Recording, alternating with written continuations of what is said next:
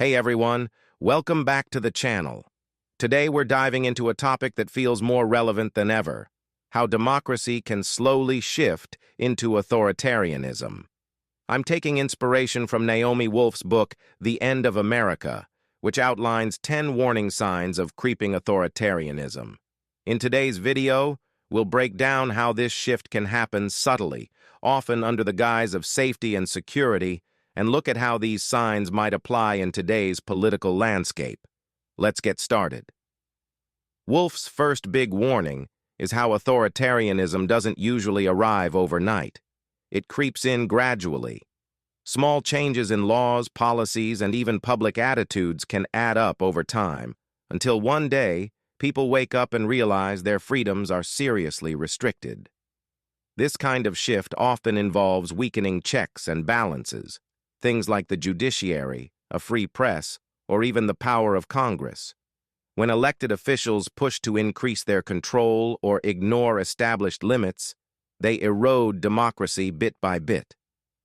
Sound familiar? These trends don't just belong to the past. They're something we're seeing around the world today. It's a slow drift that's easy to ignore, but it's happening. One of the most effective ways for a government to consolidate power is by hyping up external threats. Think of the Cold War or the post-9/11 era. Leaders used these situations to justify new security measures, expanding state control to protect the public. Today, we're seeing a similar narrative. Whether it's global tensions or new forms of warfare, these external threats create a sense of urgency that can make people more willing to accept increased policing or surveillance. And when people are afraid, they're more likely to support measures that they might have resisted otherwise. Fear is one of the oldest tools in the playbook of control. When people are afraid, they're easier to control. Governments have long understood this, using fear to push policies that might seem extreme or intrusive. Media also plays a massive role here. By amplifying narratives of fear, whether about crime, terrorism, or foreign threats, governments can keep the public focused on these dangers, which makes us more likely to accept new controls. One of the biggest sacrifices we see during these shifts is our privacy. People often give up their freedoms for the promise of security, especially during crises. Today, with technology, this is taken to a whole new level. Surveillance isn't just cameras on the street. It's our phones, social media, online shopping habits, all monitored. And while it's often sold as a way to keep us safe, it also gives governments more power over our lives than ever before.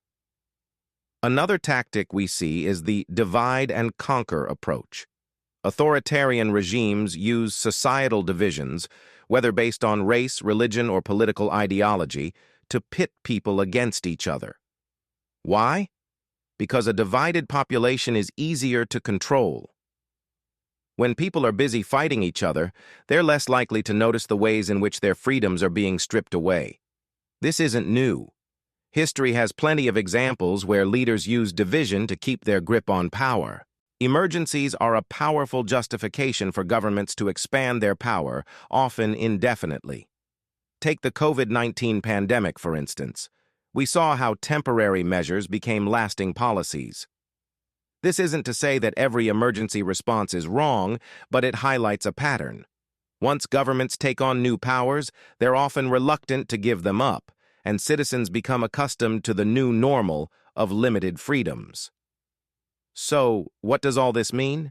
The warning signs that Naomi Wolf outlined in The End of America aren't just historical relics, they're a reminder to stay vigilant. Democracy isn't guaranteed. It requires constant attention and accountability. As citizens, we have a responsibility to question authority, to hold leaders accountable, and to protect our rights. If we don't, these gradual shifts can become permanent changes, and the freedoms we cherish may slowly slip away. Thanks for watching, and let me know in the comments what you think. Have you noticed any of these warning signs? And how can we, as citizens, safeguard democracy? Don't forget to like, subscribe, and share if you found this video thought-provoking. See you next time.